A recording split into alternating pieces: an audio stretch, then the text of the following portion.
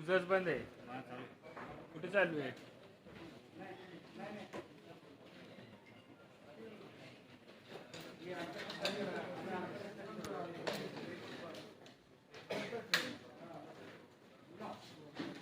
देशमुखांच्या मताशी मी निश्चितच सहमत आहे. जिल्ह्याचे पालकमंत्री म्हणून त्यांना आपली भूमिका, पण मुद्दा एवढाच आहे की हा विचार निर्णय बऱ्याचशा वेळेस विषय प्रीमॅच्युअर आहे हा विषय, कारण की निवडणुका अद्याप काही जाहीर झालेला नाही.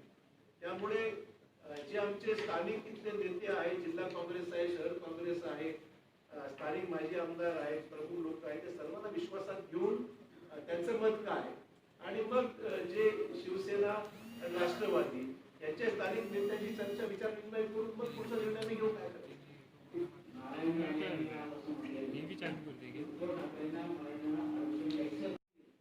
का टिकलं नाही ते?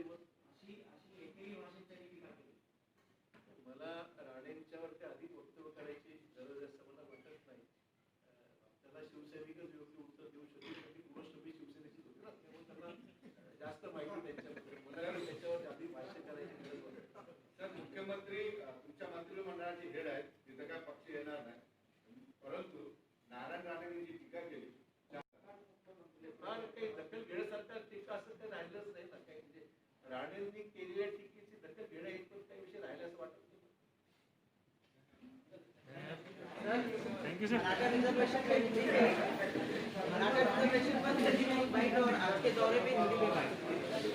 बैठो बैठो.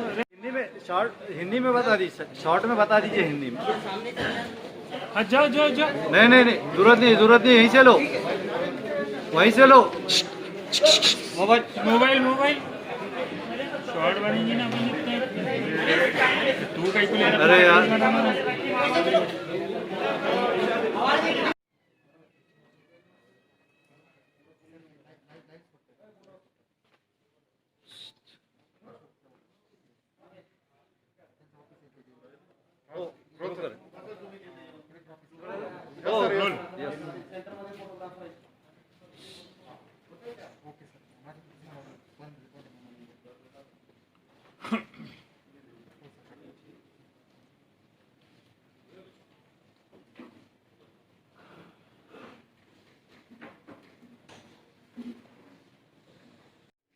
राज्यपालांनी जी भूमिका व्यक्त केलेली आहे, खुद्द केंद्रीय गृहमंत्र्यांनीच त्यांना ती भूमिका पटलेली नाही राज्यपालांची, स्पष्ट केलं. याच्यापेक्षा अजून काय बोलणार पाहिजे? म्हणजे या ठिकाणी पवार साहेबांनी त्या ठिकाणी आपलं मत व्यक्त केलेलं आहे. त्यानंतर केंद्रीय गृहमंत्र्यांनी राज्यपालांच्या भूमिकेवर नापसंती व्यक्त केली, ते पुरेसं आहे.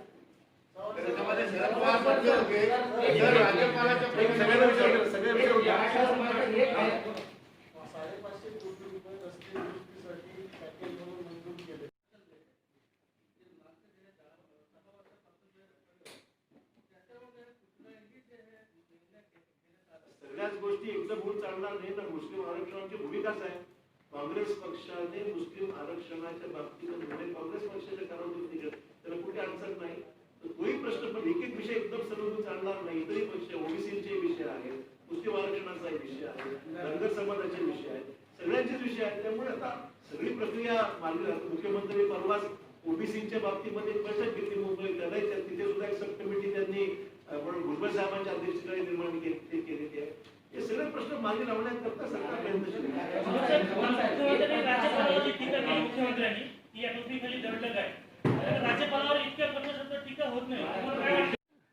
जस्टिस नागेश्वर राव यांनी मागच्या सुनावणीच्या वेळेस घेतलेला विषय दिला होता आणि सगळं मॅटर लार्जर बेंच समोर जावं हा त्यांचा निर्णय आहे. असा निर्णय असताना पुन्हा त्याच बेंच समोर सुनावणी घेणं उचित नाहीये असं आमचं मत आहे. केवळ आमचंच नाही, तर ज्या ज्या लोकांचं इंटरव्हेन्शन ऍप्लिकेशन आहे त्या सगळ्यांचं मत आहे ते संपूर्ण मॅटर जे संपूर्ण प्रकरण जे मत आरोग्याचं आहे ते लार्जर बेंच समोर गेलं पाहिजे, कॉन्स्टिट्यूशन बेंच समोर गेलं पाहिजे. ते गेलं तर तिथेच ते सगळं चर्चेला आलं पाहिजे ही मागणी आमची आहे. उद्या त्याच पद्धतीने आम्ही मागणी करणार आहोत की मराठा आरक्षणासंदर्भातले सर्व विषय जे आता प्रलंबित आहेत ते लार्जर बेंच समोर न्यावेत अशी आमची मागणी. धन्यवाद सर, थँक्यू सर. हे झालं का माधव? अरे माधव, अजून काय घ्यायचं का? काही मिळालं, काही सापडलं?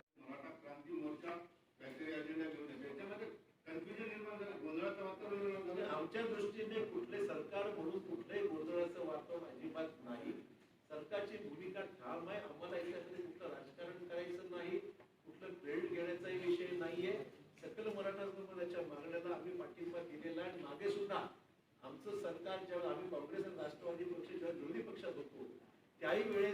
सभागृहामध्ये हा विषय कायदा पास करायचा आला त्यावेळेस सुद्धा फडणवीस सरकारच्या या निर्णयाला आम्ही सर्वांनी एकमताने समर्थन देऊन हा कायदा पारित झाला पाहिजे या एकमताने कायदा पारित झालेला आहे. त्यामुळे त्यावेळेस भूमिका आणि आजची भूमिका आमची सारखीच आहे. आमची भूमिका तीच आहे आणि फडणवीसांनी सुद्धा त्यावेळेस आम्हाला जी मिटिंग झाली मुख्यमंत्र्यांच्या समोर त्यांनी सांगितलं आम्हाला हे मान्य आहे की आपण सर्वांनी मिळून हा प्रश्न मार्गी लागला पाहिजे हीच आमची भूमिका आहे. शेवटी न्यायालयामध्ये जे विषय आहेत ते न्यायालयात लागू करावे लागतात आणि आम्ही काय न्यायालय सरकार जात नाही वकील सरकार जाते होतात. वकिलांना आर्ग्युमेंट करायची होती आर्ग्युमेंट व्यवस्थित करतायत. मला वकिलांच्या एकंदरीत म्हणजे मुकुल रोहतगी सारखा सिनियर काउन्सिल पटवालिया सारखं सिनियर काउन्सिल अभिषेक मनु सिंघवी सारखे सिनियर काउन्सिल असो किंवा कपिल सिब्बल सारखे असो याच्यापेक्षा अजून कोणाला आणायचं असेल तरी जरूर आम्ही काय तक्रार नाहीये. तर माझा प्रश्न असा होता की राजकारण संघटना आहे या विरुद्ध माझा असा प्रश्न मला त्याच्यावर काही भाष्य करायचं नाही. कोणाला काय निर्माण करायचं ते करू द्या कोणाला काय भाष्य करायचं करू द्या. माझी भूमिका प्रामाणिकपणे या समितीचा प्रमुख म्हणून जी जबाबदारी माझ्यावर सोपवलेली आहे सरकारचा प्रतिनिधी म्हणून आणि कोर्टाच्या बाजूत मांडण्याकरता जे जे करणं आवश्यक आहे ते आतापर्यंत मी प्रामाणिकपणे केलेलं आहे आणि पुढे सुद्धा प्रामाणिकपणे करत राहील. कोणाला शंका कुशल तुम्ही निराकरण करण्याकरता आतापर्यंत सर्वांना विश्वासात घेतलेलं जेवढे संघटना राज्यातल्या 70-72 संघटना आहेत त्या प्रत्येक संघटनांची व्हिडिओ कॉन्फरन्सिंगची 4 ते 5 वेळा चर्चा झालेली आहे. सगळ्याच्या बैठका झाल्या सगळ्याचं म्हणणं ऐकून घेण्यात आलेलं आहे. विरोधी पक्षाच्या नेते आणि त्यांच्या सर्व इतर राजकीय पक्षाच्या नेत्यांना सुद्धा बोलण्यात आलेलं आहे आणि मुख्यमंत्र्यांना वेळोवेळी या सगळ्या गोष्टी अवगत करण्यात आल्या. त्यामुळे आम्हाला याचं कुठलंही राजकारण करायचं नाही. हा प्रश्न मार्गी लागला पाहिजे. ज्यांना याचं काही करायची इच्छा असेल ते जरूर कोर्टामध्ये आमच्या बरोबर साथ द्यावी आणि त्यांच्याकडे पण चांगला काउंट ते सुद्धा लावा आमची काही तक्रार नाही.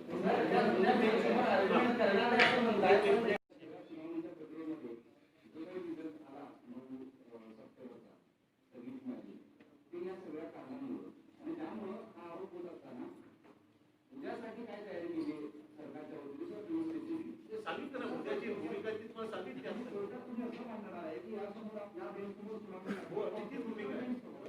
तीच भूमिका आहे. उद्याच्या सुनावणीमध्ये आमची तीच भूमिका आहे की या बेंच समोर आम्हाला सुनावणी व्हायची होणं अपेक्षित नाहीये.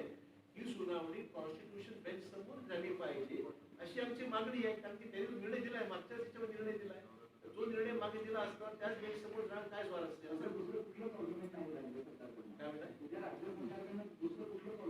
या बेंच समोर आर्ग्युमेंट करायचीच नाही ना.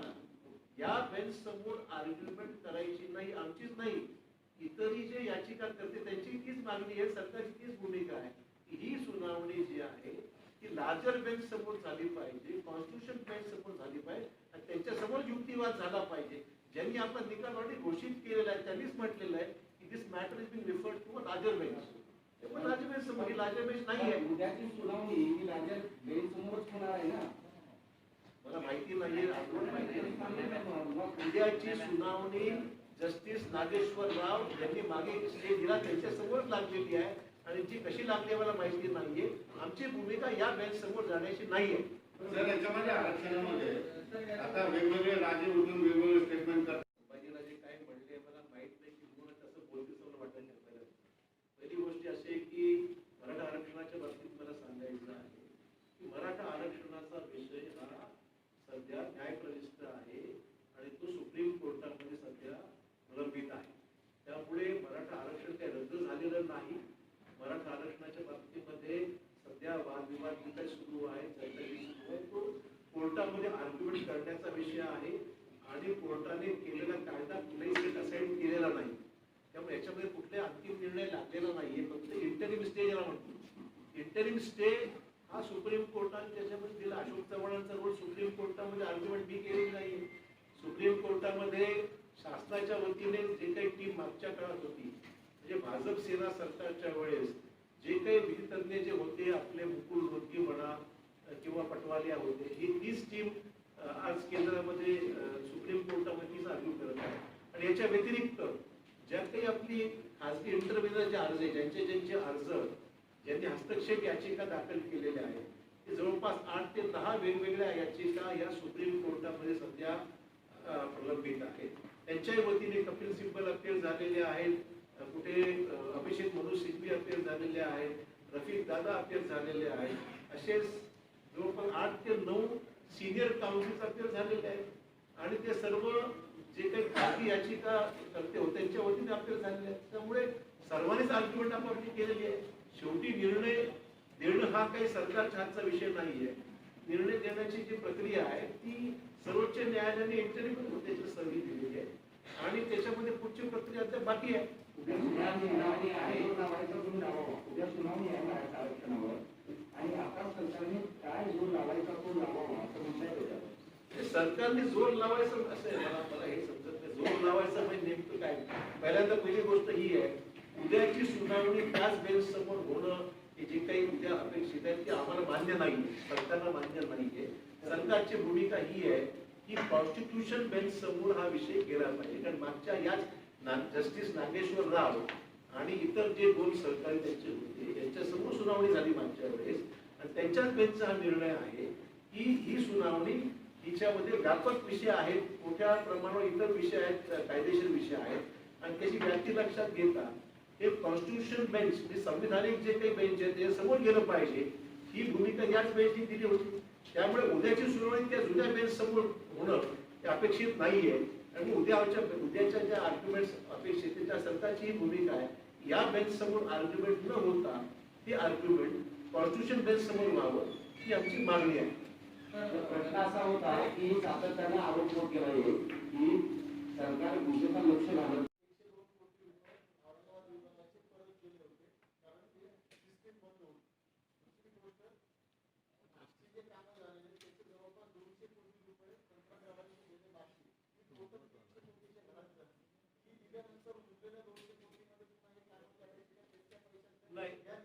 तुमचा प्रश्न चांगला आहे. एक तर पहिली गोष्ट अशी आहे की मार्च एंडिंगला बराचसा पैसा अचानक कोरोनाची परिस्थिती निर्माण झाल्यामुळे राज्य सरकारने बीडीएस सिस्टम थांबवली आणि तो सगळा पैसा कोरोनासाठी त्यावेळी डायव्हर्ट केला वस्तुस्थिती.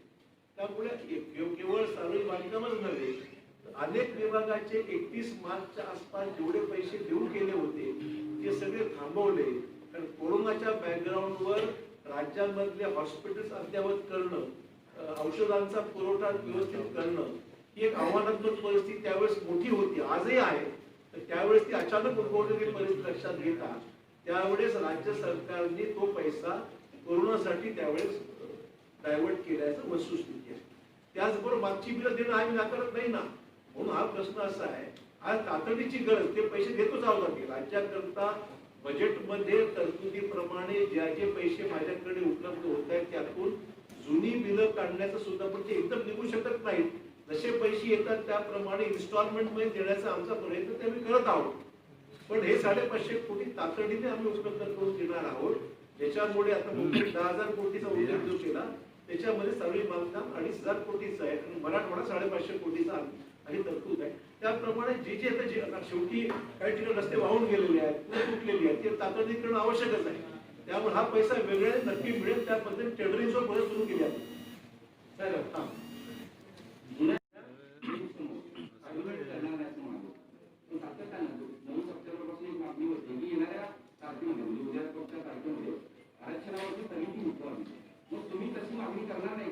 आम्ही केली आहे ना, आम्ही लेखी मागणी केलेली आहे. आर्ग्युमेंट तर सांगणार आहोत म्हणजे उद्या तारीख आहे म्हणजे आम्ही त्याला सांगणार आहोत. आर्ग्युमेंट करणार नाही म्हणजे जो विषय मेरिटवर इंटरिम स्टे वेकेट करा. पहिला मुद्दा आहे की कॉन्स्टिट्यूशन बेंच गठीत करणं त्यातला महत्वाचा मुद्दा आहे. जो लेखी अर्ज आम्ही सर्वोच्च न्यायालयाच्या मुख्य न्यायाधीश बोबडे साहेबांसमोर अर्ज आम्ही केलेला आहे की तुम्ही तातडीने कॉन्स्टिट्यूशन बेंच गठीत करा. तो निर्णय अद्याप प्रलंबित त्याला निर्णय घ्यायचा आहे. प्रशासकीय मामला आहे त्याला निर्णय त्याला घ्यायचा आहे. परंतु हे होईल होत असताना या बेंच समोर आता हे जे करणं उद्या जे अपेक्षित आहे उद्या आम्ही एवढंच सांगणार आहोत की उद्याच्या या सगळ्या बेंच समोर आम्ही विनंती करणार आहोत की तुमचा निर्णय आहे की कॉन्स्टिट्यूशन बेंच गठीत करा. आमचं म्हणणं एवढंच आहे यावेळेस तुम्ही निर्णय दिला की कॉन्स्टिट्यूशन गठीत करा आणि त्याच्यासमोर हे विषय घ्या. त्यावेळेस असं असताना या बेंचवर पुन्हा ती आर्ग्युमेंट करण्यात काही उपयोगाचं नाही. आमचं म्हणणं तेव्हा त्यावर आमची विनंती करणार आहोत. आर्ग्युमेंट करणं असं नाही, मेरिटवर आर्ग्युमेंट आम्ही करणार नाही. या बेंचला विनंती करणार आहोत की कॉन्स्टिट्यूशन बेंच समोर हा विषय गेला पाहिजे, त्यांच्यासमोर नको. एक प्रश्न असा आहे की तुम्ही एकीकडे म्हणताय की उद्या तुम्ही आर्ग्युमेंट करणार नाही. करणार असं म्हणून नाही मी म्हणणार या बेंच समोर हा विषय आम्ही त्याला उद्या 27 तारखेत परत पुन्हा गैरसमज नको, पुन्हा वेगळी चौकट वेगळी बातमी परत खुलासे असं व्हायला नको. माझं म्हणणं एवढंच मर्यादित आहे. उद्या आम्ही त्यांना विनंती करणार आहोत, उद्या तुमच्या बेंच समोर आर्ग्युमेंट करण्यापेक्षा संविधानिक बेंच लार्जर बेंच समोर हा विषय न्यावा. हा तुमचं जजमेंट आहे, त्यामुळे त्या बेंच समोर रिफर करावा असं आमची विनंती आहे. प्रश्न असा आहे की उद्या जर तुम्ही सुनावणी किंवा आर्ग्युमेंट करणार नसाल तुम्ही मोठ्या या विषयावर, परंतु आता ज्या महाराष्ट्रामध्ये जे मराठा आरक्षणाच्या संदर्भाच्या परिषदा झाल्या ज्या औरंगाबादच्या असेल किंवा इतर कुठे असेल, त्यामध्ये काही संघटनांनी असं म्हटलं आहे की 27 तारखेला स्थगिती उठवली नाही तर महाराष्ट्रभर आम्ही आंदोलन करू. त्यांना तुमचं काय उत्तर? स्थगिती उठवायची न मिटवायची हा विषय माझा नाहीच आहे. स्थगिती उठवणे अशोक चव्हाणांनी स्थगिती दिलेली नाहीये, ती सर्वोच्च न्यायालयाने दिलेली स्थगिती आहे आणि ती उठवायचीच्या बाबतीत निर्णय सर्वोच्च न्यायालयात घ्यावा लागणार आहे. फक्त विषय एवढाच आहे की त्यांनी जजमेंट दिल्यानंतर त्या जजमेंटवर कॉन्स्टिट्यूशन बेंचला निर्णय घ्यावा लागेल. तर आपली जी विनंती आहे ती कॉन्स्टिट्यूशन बेंच समोर आहे. म्हणजे स्थगितीच्या संदर्भात सुद्धा निर्णय मोठ्या त्यांनी निर्णय दिला ना. मला वाटतं गुंतागुंत आधी वाढून हा सगळा विषय जो आहे तुम्ही मला काही जरी प्रश्न विचारला तर माझं उत्तर त्यामध्ये हेच राहणार आहे की कॉन्स्टिट्यूशन बेंच एकच हेच बेंच राहणार आहे जो या विषयावर निर्णय घेऊ शकेल. आणि ही मागणी सर्वांची होती. ही मागणी माझी म्हणजे आमचीच नाही, सरकारची होती. जे काही इंटरिम ज्यांचे ऍप्लिकेशन्स आहेत त्यांची म्हणजे इंटरव्ह्युअर जे होते याचिका करते त्यांची होती. सर्वांचीच मागणी आहे की हा विषय लार्जर बेंच समोर जावा. लार्जर बेंचचा निर्णय घ्यावा लागेल. औरंगाबाद महानगरपालिका निवडणुकीमध्ये काँग्रेस आज मैं औरंगाबाद और जालना जिले के दौरे पर आया हूँ. मकसद इतना ही है कि जो बीच में बारिश हुई है जिससे काफी नुकसान की वृष्टि हुई है, बारिश हुई है जिससे रास्तों का बड़े पैमाने पे नुकसान हुआ है, ब्रिजेस का बड़े पैमाने पे नुकसान हुआ है, उसको ध्यान में रखते हुए उसकी मरम्मत के लिए पैसे की आवश्यकता कितनी है, हालात क्या है और खास करके किसानों की जो खस्ता हालत है कि जो अधिक बारिश होने के कारण इसको देखने के लिए और इसके ऊपर जो राशि की आवश्यकता है उसके बारे में कुछ चीजों को ध्यान में रखते हुए फैसले करने की आवश्यकता थी. इसलिए मैं आज औरंगाबाद जिले के दौरे में आया हूँ. इसमें दो चीजें कल मुख्यमंत्री उद्धव ठाकरे जी ने जो बयान किया है उसके अनुसार 10,000 करोड़ रुपए महाराष्ट्र स्टेट को मंजूर किए हैं. जो उसमें PWD है, अर्बन डेवलपमेंट है, कृषि विभाग है, ऐसे सब विभाग मिलाकर तकरीबन 10,000 करोड़ का पैकेज हमने अनाउंस किया है. और किसानों को 10,000 रुपए पर हेक्टर 2 हेक्टर के सीमित इतना पैसा क्रॉप डैमेज को दिया गया है. और 25,000 जो हॉर्टिकल्चर है अन्य जो है उसके लिए 25,000 रुपए प्रति हेक्टर 2 हेक्टर में अनाउंस किया है. ये तो अलग से है. और PWD को 2,600 करोड़ रुपए के आसपास राशि मंजूर की है, जिसमें से मराठवाड़े के लिए 550 करोड़ रुपए उसमें देने पड़ेंगे क्योंकि रास्ते और पुल जो है ब्रिजेस जो है उसमें काफी नुकसान हुआ है. उसको ध्यान में रखते हुए औरंगाबाद डिस्ट्रिक्ट से जो डिमांड औरंगाबाद PWD जो की मेरे पास तकरीबन 72 करोड़ रुपए की डिमांड दी है. 72 करोड़ रुपए औरंगाबाद जिले के लिए दिए जाएंगे. उसके अनुसार जो रास्ते की मरम्मत करना जरूरी है, ब्रिजेस की मरम्मत करना जरूरी है, उसको दिए जाएंगे. उसके अलावा एशियन डेवलपमेंट बैंक की ओर से पूरे स्टेट के लिए 15,000 करोड़ रुपए की राशि लोन करके मंजूर हुई है. उससे मराठवाड़े में जो स्टेट हाईवेज को कनेक्टिंग जो रास्ते हैं उसको लेने का हमारा प्रयास है. आने वाले 15 दिनों में कैबिनेट के सामने जाकर हम इस 15,000 करोड़ की राशि को मंजूरी ले लेंगे. इससे मराठवाड़े के अन्य रास्तों के लिए भी राशि मुहैया करने के लिए फैसला करने वाला है. और इसके अलावा कुछ हमने हाईवेज नेशनल हाईवेज के प्रस्ताव ये केंद्र सरकार को नितिन गडकरी जी को भेजे हुए हैं, जिसको अधिक से अगर पैसा मिलता है तो नेशनल हाईवे की काम भी इसमें मराठवाड़े में दे सकते हैं। मराठा रिजर्वेशन का कल 27 तारीख है।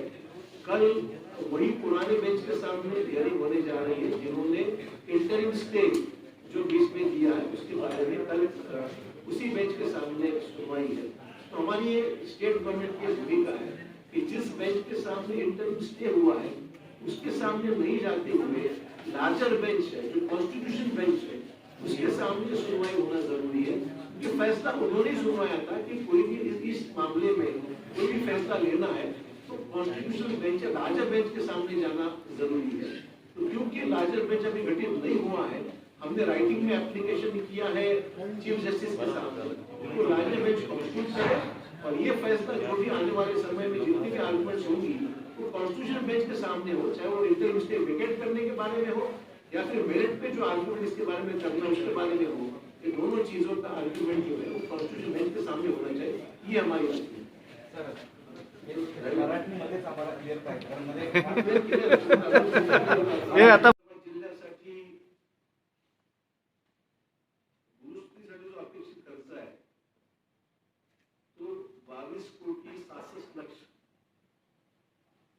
आणि खड्डे पडलेल्या रस्त्याच्या दुरुस्तीकरता लागणारा निधी आहे तो 45 कोटीचा आहे। असं म्हणून दोन्ही मिळून 72 कोटी रुपयाची औरंगाबाद जिल्ह्याची मागणी आहे। ती पूर्णपणे तो निधी औरंगाबाद जिल्ह्याकरता दिला जाईल। त्यातून मग ज्या काही दुरुस्त्या आणि जे नुकसान झालेलं आहे पुलांचं आणि रस्त्याचं ते अधिकाधिक प्रमाणामध्ये भरून काढण्याच्या दृष्टिकोनातून हा निधी औरंगाबाद जिल्ह्याकरता 72 कोटी रुपये देता येईल। अधिक काही गरज पडेल ती सुद्धा निश्चितच देण्याच्या बाबतीमध्ये मदत करण्याची सरकारची भूमिका आहे। त्या व्यतिरिक्त आपल्याला कल्पना आहे की राज्याच्या अर्थसंकल्पीय तरतुदीमधून राज्य मार्ग प्रमुख जिल्हा मार्ग यांची कामं सध्या मोठ्या प्रमाणात मध्यंतरीच्या काळात मार्चच्या अर्थसंकल्पीय अधिवेशनाच्या वेळी तरतुदी केल्या, परंतु मध्येच कोरोनाची लागण सुरू झाली मार्चच्या त्या कालावधीमध्ये आणि त्यानंतर या कामाला थोडासा ब्रेक बसला हे मान्य करावं लागेल। परंतु राष्ट्रीय महामार्गाच्या कामांना गती देण्याच्या भावनेतून मराठवाड्यामध्ये राष्ट्रीय महामार्गाची कामं सध्या सुरू आहेत मोठ्या प्रमाणावर आणि त्याला गती देण्याच्या दृष्टिकोनातून मध्यंतरीच्या काळामध्ये केंद्र सरकारने का पैसा उपलब्ध करून दिला, परंतु राज्य स्तरावर बरीचशी कामं ही काही कारणास्तव मागे पडलेली आहेत। मराठवाड्यामध्ये काही ठिकाणी एकतर नॅशनल हायवेची जी पीडब्ल्यूडीकडे कामं सुपूर्द करण्यात आली ती 1450 किलोमीटरची आहे। त्याच्यामध्ये 32 कामं आहेत जी 1450 किलोमीटरची आहेत। त्यातली जवळपास 857 किलोमीटरचे काम पूर्ण झाले, जवळपास 60% काम हे पूर्ण झालेलं आहे। उर्वरित 40% लांबीचे रस्त्याचं काम हे जून महिन्यापर्यंत येणाऱ्या 2021च्या मार्च ते जून महिन्याच्या कालावधीमध्ये हे पूर्ण करण्याचा प्रयत्न आमचा आहे। केंद्र सरकारने पैसा तेवढा रिलीज केला पाहिजे। त्याचबरोबर MSRDC कडे जी कामं आहेत राज्य रस्ते विकास महामंडळाच्या वतीने नॅशनल हायवेची जी कामं करण्यात येत आहे ती 554 किलोमीटर आहे, जे 2990 कोटीची आहे। त्यातली 13 कामं प्रगतीत आहेत। हे मी औरंगाबाद विभागाला सांगतो मला MSRDCच्या वतीने त्यामध्ये 425 किलोमीटर लांबीचे पूर्ण झालेले आहेत आणि 129 किलोमीटर लांबीचे मार्च 31 पर्यंत करण्याचा प्रयत्न आमचा आहे। त्यामुळे आणि सगळ्या कामाला गती देण्याकरता काही विषय ज्याचे विलंब झाले त्याच्यामध्ये काही ठिकाणी भूसंपादनाची प्रक्रिया आणलेली होती, काही ठिकाणी वन विभागाची परवानगीमुळे काय आणलं होतं, काही ठिकाणी महावितरणाच्या लाईन्समुळे कुठेतरी युटिलिटी शिफ्टिंगच्या बाबतीमध्ये आणलं होतं, नगरपालिकेच्या अडचणी आल्या होत्या. हे सगळं लक्षात घेता आम्ही विभागीय आयुक्तांना हे अधिकार दिले जातात की त्यांनी त्यांच्या स्तरावर यांचं सर्वांचं कोऑर्डिनेशन करावं आणि हे कोऑर्डिनेशन करून स्थानिक स्वरूपाच्या ज्या अडचणीमुळे कामं रखडलेली आहेत त्यांना विभागीय स्तरावर विभागीय आयुक्तांच्या स्तरावर त्यांनी भेट देण्याचं काम त्यांनी करावं आणि जे प्रश्न विभागीय आयुक्तांच्या स्तरावरून सुटत नसतील आणि जे राज्य स्तरावरचे आहेत त्यांना मुख्य सचिवांच्या अध्यक्षतेखाली एक समिती आम्ही गठीत केलेली आहे. मुख्य सचिवांनी त्यांच्या अध्यक्षतेखाली समितीतून ही जी वन विभाग आहे, भूसंपादन महसूल विभाग आहे, महावितरणाचा विषय आहे, नगर विकास विभाग आहे, या सगळ्यांचा समन्वय हे राज्य स्तरावर मुख्य सचिवांच्या अध्यक्षतेखाली आणि विभाग स्तरावर विभागीय आयुक्तांच्या स्तरावर ही कामं त्यांनी मार्गी लावेल अशा प्रकारचा प्रयत्न आमचा आहे. राज्यामध्ये झालेल्या अतिवृष्टीच्या पार्श्वभूमीवर जे काही राज्यामध्ये शेतकऱ्यांचं जे नुकसान झालेलं आहे, जिऱ्यात पिकांचं, फळबागांचं, बागायत शेतीचं, घराचे कर्ज इत्यादी सर्व विषयांवर मुख्यमंत्र्यांनी सर्वांच्या निवेदनामध्ये राज्यासमोर पॅकेजची घोषणा नुकतीच केलेली आहे आणि त्या अनुषंगाने त्या 10,000 कोटीच्या पॅकेजच्या पार्श्वभूमीवर औरंगाबाद आणि जालना जिल्ह्यात झालेल्या रस्त्यांचं जे नुकसान आहे, क्षतिग्रस्त रस्ते झालेले आहेत, काही पूर वाहून गेलेले आहेत,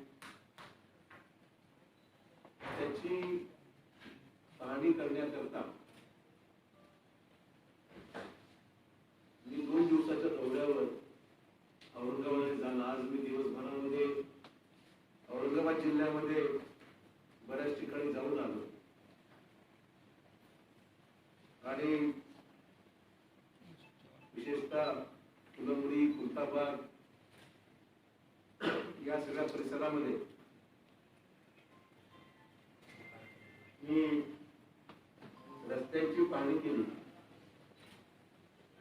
लोकांची निवेदनही स्वीकारली, पिकांचीही पाहणी बऱ्याच ठिकाणी केलेली आहे आणि उद्या मी जालना जिल्ह्यामध्ये दिवसभर त्या भागातले अशाच जे विषय आहेत ते पाहणी करता जाणार आहे. मुख्यमंत्र्यांनी जाहीर केलेल्या 10,000 कोटी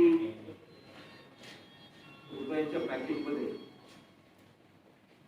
सार्वजनिक बांधकाम विभागाच्या रस्त्यांचे, पुलांचे जे काही मोठ्या प्रमाणात नुकसान झालेलं आहे त्यासाठी 2,635 कोटीचे पॅकेज हे सार्वजनिक बांधकाम विभागातील जे काही परिस्थिती निर्माण, पूल खराब झाले आहेत, रस्ते वाहून गेलेले आहेत, या सगळ्या बॅकग्राऊंडवर त्या ठिकाणी काही दुरुस्त्या करण्याच्या दृष्टिकोनातून 2,635 कोटी रुपयाचं पॅकेज हे जाहीर केलेलं आहे. त्यातून मराठवाड्यासाठी जवळपास 550 कोटी रुपये मराठवाड्यातील जे काही रस्ते आणि पूल दुरुस्तीचा जो कार्यक्रम आहे त्यासाठी त्याच्यामध्ये अंतर्भूत करण्यात आलेला आहे. आता ही आकडेवारी सर्व विभागाने आपापल्या परीने जी माहिती दिलेली होती, म्हणजे नगर विकास विभागाचं काही आहे, इतर त्याची मागणी होती, ऊर्जा विभागाची होती, जलसंपदा विभागाची होती, ग्रामीण रस्ते व पाणी पुरवठा विभागाची होती, कृषी शेती घरांसाठी होती, आणि पिकांचं नुकसान या सगळ्या बॅकग्राऊंडवर आपापल्या विभागाला जेवढे अहवाल जिल्ह्यातील किंवा विभागीय स्तरावरच्या ज्या अधिकाऱ्यांनी आणि लोकप्रतिनिधी होते त्या अनुषंगाने मराठवाड्यासाठी 542 कोटी रुपयाचं हे मागणी आहे. जवळपास 550 कोटी रुपये त्याकरता देण्यासंदर्भातला आमची भूमिका आहे. मराठवाड्यामध्ये राज्य शासनाच्या हायब्रिड अॅन्युटी मॉडेल जे आहे, ज्या ठिकाणी राज्य शासन 60% खर्च करते, 40% जो उद्योजक आहे त्याला काम करावं लागतं, त्याला फायनान्स करावं लागतं. अशी 32 कामं आहेत जी 6,885 कोटी रुपयाची कामं आहेत आणि ज्याच्यामध्ये 1776 किलोमीटर लांबी रस्ते तयार होणार आहे. ही सगळी कामं सध्या प्रगतीपथावर आहेत. त्याला सुद्धा बरी उडी द्या. आता मगाशी मी सुरुवातीला 550 कोटी सांगितलं मराठवाड्याचा, तो फक्त जे नुकसान झालेलं आहे पुरामुळे किंवा जास्ती पावसामुळे त्याच्यात तो विषय आहे. पण त्याच्या व्यतिरिक्त नॅशनल हायवेच्या कामाचा उल्लेख मगाशी मी केला. आता मी सांगतो राज्य शासनाकडे हायब्रिड अॅन्युटी मॉडेल जे आहे त्या मॉडेलच्या अंतर्गत 32 कामं 6,885 कोटी रुपयाची आणि 1776 किलोमीटरची रस्त्याची सध्या काम आहे ती प्रगतीपथावर आहे. त्याचबरोबर मराठवाड्यातील राष्ट्रीय महामार्गाला जोडणारे राज्य महामार्ग व प्रमुख जिल्हा मार्गाचं भक्कम जाळं निर्माण करण्याकरता एशियन डेव्हलपमेंट बँक म्हणजे एडीबी ज्याला म्हणतो आपण, त्या एडीबीच्या एशियन डेव्हलपमेंट बँकेच्या माध्यमातून काही महत्वाचे रस्ते घेण्याचा माझा प्रयत्न आहे, ज्याच्यामध्ये संपूर्ण राज्याकरता जवळपास 15,000 कोटी रुपये आपल्याला कर्ज घेऊन नवीन रस्ते तयार करण्याचा आम्ही कार्यक्रम हाती घेत आहोत. याला मंत्रिमंडळाची मान्यता अद्याप पुढच्या टप्प्याची म्हणजे पहिला टप्पा मान्य केला आहे, उर्वरित 2 टप्प्याची मान्यता मंत्रिमंडळाच्या बैठकीमध्ये लवकरच प्रस्ताव आणणार आहोत. त्याच्यामुळे मराठवाड्यातील विशेषतः जो काही भाग आहे उर्वरित जिथे स्टेट हायवेला महत्वाच्या केंद्राशी जोडण्याचं काम असो, नॅशनल हायवेला जोडण्याचे रस्ते असो, या सगळ्याला जोडण्याच्या विषयी आपण प्रयत्न करत आहोत. आणि त्याचबरोबर नाबार्ड 25 व नाबार्ड 26 म्हणजे रुरल इन्फ्रास्ट्रक्चर डेव्हलपमेंट फंड ज्याला RIDF, नाबार्डच्या योजना 25 योजना 26 याच्यामधून जवळपास 1,000 कोटी रुपयाचे रस्ते व पुलाची कामं हाती आम्ही घेणार आहोत. त्याच्यामध्ये मराठवाड्यात सुद्धा मोठ्या प्रमाणावर ही कामं आगामी काळामध्ये आपल्याला घेता येतील. त्यामुळे ही सगळ्या महत्वाच्या तरतुदी चा उल्लेख मुद्दाम करत आहे. याच्या व्यतिरिक्त 550 कोटी रुपये जो मराठवाड्याचा हिस्सा या पूरग्रस्त भागासाठी आहे, त्याच्या व्यतिरिक्त बाकीची महत्वाची कामं आपल्याला हाती घ्यायची आहेत.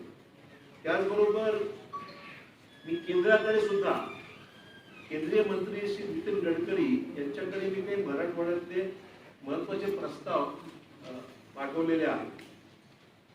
त्याच्यामध्ये वाटूर जिंतूर रस्ता 27 किलोमीटरचा जवळपास 250 कोटीचं काम आहे. त्यानंतर हे सगळे नॅशनल हायवे आहेत. परळी बाह्यवळण रस्ता 4 किलोमीटरचा 60 कोटीचा. दौलताबाद शिवूर येवला रस्ता 35 किलोमीटरचा 236 कोटीचा. परळी गंगाखेड 30 किलोमीटर रस्ता 220 कोटीचा. परळी धर्मपुरी 22 किलोमीटर 50 कोटीचा. आणि मांजरा नदीवर म्हणजे येसगी म्हणजे नांदेड जिल्ह्यातील मांजरा नदी आणि येसगी म्हणजे जो तेलंगणाला जोडणारा बॉर्डरचा रस्ता आहे, तिथे एक मोठा पूल जो आहे तिथे बांधायचा. जुना पूल हा क्षतिग्रस्त झालेला आहे, त्यामुळे तिथे 1 किलोमीटरचा जो पूल आहे मांजरा नदीवर 220 कोटी रुपयाचा हा पूल आहे नॅशनल हायवे 63 वर. त्याचं काम हे सर्व करण्याच्या बाबतीमध्ये आम्ही प्रयत्नशील आहोत. त्याला मंजुरी मिळणं अपेक्षित आहे. तर या सगळ्या कामाकरता आम्ही प्रयत्नशील आहोत आणि हे सर्व रस्ते आता आपण केंद्र सरकारच्या मान्यतेकरता हे सगळे प्रस्ताव हे नुकतेच पाठवलेले आहेत. आज औरंगाबादमध्ये आलो असताना प्रामुख्याने ज्या 2-3 गोष्टीचा मला उल्लेख केला पाहिजे तो म्हणजे एकतर शहाजीराजे भोसले स्मारकाचं काम जे वेरूळला आहे त्या कामाला गती देण्याच्या बाबतीमध्ये सुद्धा मी आज त्या ठिकाणी पाहणी केली आणि तिथलं काम बरंचसं झालंय मागच्या काळामध्ये, परंतु पुढचं काम लुकळण करायचंय. मागे जवळपास 6.5-7 एकरची जागा आहे जिथे काही जुने अवशेष आहेत त्याचं उत्खनन अद्याप झालेलं नाहीये. जिल्हाधिकाऱ्यांना आताच बोललो, कारण हे काम 3 ते 4 डिपार्टमेंटच्या समन्वयातून करावं लागणार आहे. याच्यामध्ये पर्यटन विभाग आहे, त्याच्यामध्ये राज्याचं स्टेट आर्किओलॉजी डिपार्टमेंट ज्याला म्हणून, राज्याचा पुरातत्व विभाग आहे राज्य शासनाचा, पुरातत्व विभाग, पर्यटन विभाग, पिढीची मदत काही बांधकाम करण्यामध्ये आणि जिल्हा परिषदच्याकडे काही ते सर्व जिल्हा परिषद मधल्या काही काम केलंय. 3-4 डिपार्टमेंटचा समन्वय घडवून आणून जिल्हाधिकाऱ्यांना मी सांगितलं की पुढच्या वेळेस मी आनंदाचा आढावा मी निश्चित घेणार आहे, जेणेकरून शहाजीराजे स्मारकाच्या कामाला गती मिळावी आणि ते काम जे आज आहे त्याच्यापेक्षा पूर्णत्वास नेण्याकरता जे काही करण्याची गरज आहे ते निश्चित केलं जाईल. पण 3-4 विभागाने एकत्र येऊन ही जबाबदारी घ्यावी लागणार आहे अशा प्रकारचं मी त्यांना मगाशी सूचित केलेलं आहे. त्याचबरोबर माझे अजून एक ऑब्झर्वेशन आहे की वेरूळचं जे आपलं पर्यटन विभागाचं जे तिथे गेस्ट हाऊस आहे किंवा ते हॉटेल बांधलेलं आहे ते सुद्धा काम बरेच वर्ष झाले, परंतु ते सुद्धा 4 ते 5 वर्ष झाली. ते सुद्धा मागच्या सरकारच्या काळामध्ये हस्तांतर होऊन त्याचं जे पुढची प्रक्रिया आहे मग ते स्वतः त्यांनी तरी चालवावं किंवा मग ते प्रायव्हेटाईज तरी करावं, परंतु ते एवढा पैसा खर्च झाला असताना ते काम मार्गी लागलं पाहिजे. दोन्ही गोष्टी मी जिल्हाधिकाऱ्यांच्या कानावर घातल्या, कारण पालकमंत्री आल्यानंतर त्या बाबतीमध्ये पुढची कारवाई होणं अपेक्षित आहे. मी सुभाष देसाई सुद्धा बोलून आणि 2 महत्वाचे विषय आहेत मार्गी लावण्याकरता माझा प्रयत्न राहणार आहे. हे काही महत्वाचे विषय या ठिकाणी आहे. त्याचबरोबर बाकीच्या अन्य विषयावर आज चर्चा झाली तर मी पक्षाच्या काही 2 बैठका त्या ठिकाणी घेतल्या. त्याच्यामध्ये एक तर सध्या जे देशभर जो विषय सध्या चर्चेमध्ये आहे तो म्हणजे सध्या जे कामगार कायदे आणि कृषी कायदा जो केंद्राने रेटून देण्याचा प्रयत्न केलेला आहे त्याही बाबतीमध्ये सगळीकडे फार मोठ्या प्रमाणात उद्रेक आहे.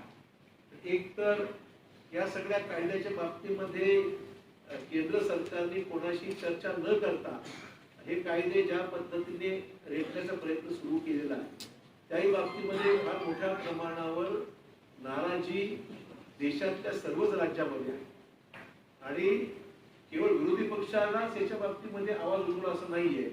एनडीए मध्ये घटक पक्ष असलेल्या शिरोमणी अकाली दलने सुद्धा याच्या विरोधामध्ये केंद्र सरकारमधून आपला पाठिंबा मागे घेऊन निषेध व्यक्त केलेला आहे. काँग्रेसने तर पूर्ण देशामध्ये स्वाक्षरी मोहीम सुरू केलेली आहे. आंदोलन सर्वत्र काँग्रेस पक्षाच्या वतीने हाती घेण्यात आलेली आहे. ज्या पद्धतीने उद्योगपतींच्या घशामध्ये सर्व हे शेतकऱ्यांचं उत्पादन स्वस्त किमतीमध्ये त्यांना उपलब्ध व्हावं, शेतकऱ्यांच्या कुठल्या हमी भावाला कुठल्याही प्रकारचं संरक्षण न देता शेतकऱ्यांचं जीवनमान उद्ध्वस्त करण्याच्या बाबतीमध्ये जे काही हे धोरण आहे अतिशय चुकीचं आहे आणि अशा धोरणाच्या विरोधामध्ये आणि त्याला स्टॉप लिमिट न घालता ज्याच्या बाबतीमध्ये या सगळ्या गोष्टी ज्या देशभर सुरू आहेत त्या गोष्टींच्या बाबतीमध्ये निश्चितच शासन स्तरावर केंद्र शासन दखल घ्यावी, राष्ट्रपतींनी याची दखल घ्यावी आणि या कायद्याच्या बाबतीत फेरविचार करावा अशाच प्रकारची आमची मागणी आहे, जेणेकरून शेतकऱ्यांचं नुकसान ज्यातून होत आहे त्यातून पर्याय इथून काढून हे नुकसान टाळता आलं पाहिजे ही आमची मागणी आहे काँग्रेस पक्षाची. आणि कामगारांच्या विरोधात जे कायदे होऊ घातलेले आहेत तोही कायदा अतिशय चुकीचा आहे. त्यांच्या एकतर सामाजिक सुरक्षा ज्याला म्हणून सोशल सेक्युरिटी म्हणून तो त्यातून नष्ट होतोय. कामगारांना कॉन्ट्रॅक्ट बेसिसवर कामगारांना त्या ठिकाणी त्यातून त्याची परमनंट नोकरी ही डिस्काउंट घेऊन त्याला कॉन्ट्रॅक्ट बेसिसवर त्याला घेण्याच्या बाबतीमध्ये धोरण आहे. अन्य जे काही त्याच्यामध्ये तरतुदी आहे ते सगळं घातक आहे. त्यामुळे कामगार कायदा असो किंवा कृषी कायदा असो या दोन्ही कायद्यांच्या विरोधामध्ये काँग्रेसने देशव्यापी आंदोलन सुरू केलेलं आहे.